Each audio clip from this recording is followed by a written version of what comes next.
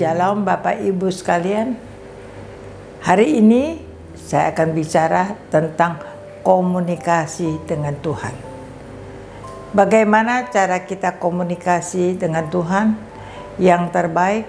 Yang pertama adalah kita senantiasa minta ampun dengan Tuhan. Dan yang kedua, kita mengucap syukur kepada Tuhan. Kenapa kita harus minta ampun dengan Tuhan? Sebab di dalam hidup kita, siapapun kita, pasti punya melakukan kesalahan dan dosa terhadap Tuhan. Yang namanya dosa bukan hanya membunuh, mencuri, menipu, atau memukul orang. Tetapi yang namanya dosa juga ketika ada melalui pikiran, perasaan, atau perkataan. Maka dari itu ketika ada pikiran yang gak benar di dalam pikiran kita, atau ada sesuatu perasaan yang gak nyaman, yang gak benar di dalam hati kita, atau perkataan yang tidak baik, itu kita sudah melakukan dosa dan kesalahan terhadap Tuhan. Itu sebabnya kita harus minta ampun dengan Tuhan. Bagaimana kita minta ampun dengan Tuhan? Caranya, kita setiap hari harus introspeksi diri. Dari pagi bangun tidur sampai kita malam, kesalahan apa aja yang sudah kita buat? Apakah kalau kita bilang, aku tiap hari berdoa, makan berdoa, bangun tidur berdoa, aku banyak kali berdoa. Orang yang selalu berdoa juga wajib minta ampun. Karena bukan orang yang hari-hari berdoa tidak melakukan kesalahan. Itu sebabnya saya setiap hari bangun tidur sampai itu saya selalu introspeksi diri. Apakah hati saya hari ini ada marah dengan orang? Apakah saya ada kecewa? Apakah dalam hati saya mulai mengutukin orang, atau saya pernah punya pikiran berpikir negatif tentang orang, atau ada perkataan negatif yang keluar? Itu semua adalah dosa di hadapan Tuhan, juga kesalahan. Maka dari itu setiap hari setelah minta introspeksi diri, maka saya sudah terbiasa untuk minta ampun. Saya kalau berdoa untuk anak-anak saya, untuk keluarga saya, yang saya doakan apa? Tuhan ampuni anak-anakku, ampuni menantuku, ampuni cucuku, ampuni setiap orang, dan juga ampuni aku. Sebab kadang-kadang di luar kita sadar kita lakukan kesalahan. Jadi komunikasi dengan Tuhan yang terbaik, kita minta ampun. Lalu di dalam kehidupan ini banyak hal-hal yang terjadi. Kita senantiasa mengucap syukur. Banyak kali orang mengucap syukur ketika diberkati. Dan sebenarnya firman Tuhan berkata, mengucap syukurlah di dalam segala hal. Diberkati mengucap syukur. Ketika tidak diberkati pun mengucap syukur. Ketika engkau berdoa, Tuhan jawab doamu, engkau mengucap syukur.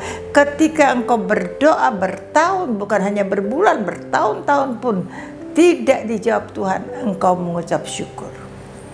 Ketika 2 poin komunikasi ini setiap hari kau lakukan dengan Tuhan, dan kau lakukan, maka tanpa kita sadarin, kita sedang membangun satu frekuensi. Yang mana frekuensi kita lagi membangun frekuensi, yang mana frekuensi kita akan sama dengan Tuhan. Yaitu kita tanpa kita sadar di dalam hidup kita, kita melakukan firman Tuhan.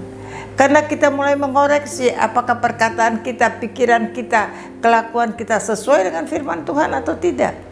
Dengan kita setiap hari koreksi, maka kita tanpa sadar kita melakukan firman Tuhan. Tanpa kita sadar, kita mulai boleh tahu apa yang kita lakukan yang berkenan di hadapan Tuhan, dan apa yang tidak berkenan di hadapan Tuhan.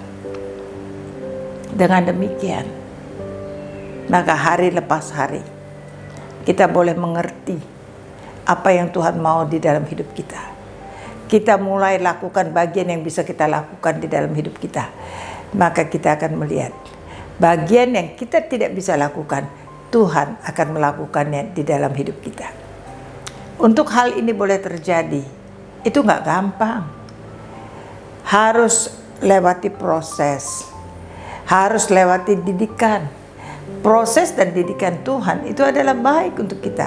Maka dari itu, kalau Tuhan izinkan proses, kalau Tuhan izinkan didikan, terima dengan ucapan syukur. Jangan mengeluh, jangan mengeluh. Dan banyak kali orang kalau berdoa sama Tuhan cuma dengan sejuta permintaan, mau ini Tuhan, mau ini Tuhan, mau ini Tuhan. Kalau Tuhan gak jawab, lalu kecewa.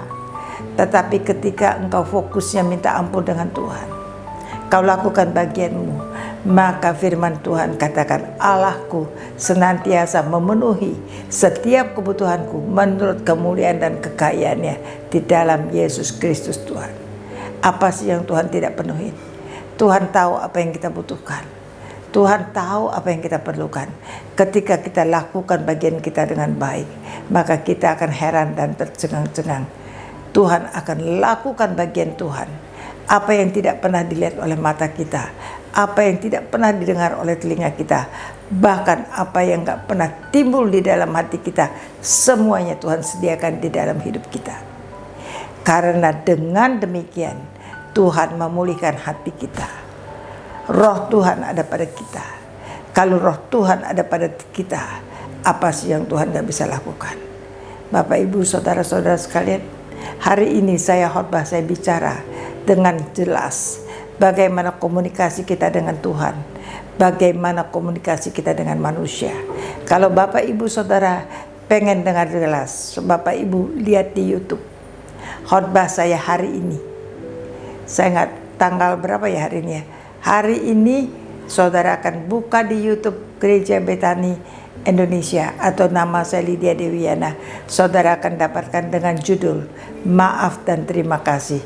Saudara akan dengar bagaimana komunikasi yang terbaik dengan Tuhan dan dengan manusia. Yang mau melakukannya bersama dengan saya katakan amin.